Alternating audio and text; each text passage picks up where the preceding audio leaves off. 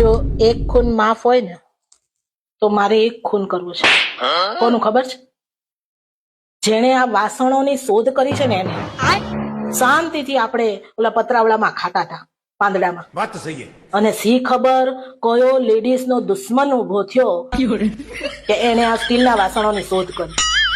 અને શોધ કરી તો વાંધો નહીં, ચલો અમે એ સહન કરી લે. પણ એક થાળીની શોધ કરવી હતી. આ બધા નાના ને મોટા ને બધા વાસણોની શેની શોધ કરી? ચમચી ને વાટકા ને થાળી ને ગ્લાસ ને ડીશ.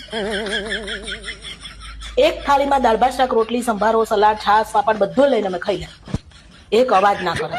આ તો શાક વાટકીમાં આપો, દાળ વાટકીમાં આપો, છાશ ગ્લાસમાં આપો, ખાવા માટે ચમચી આપો, ચટણી લેવા ડીશ આપો.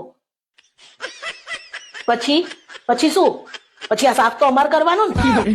પાંદડામાં ખાતા હતા તો તમને નડતા હતા કઈ?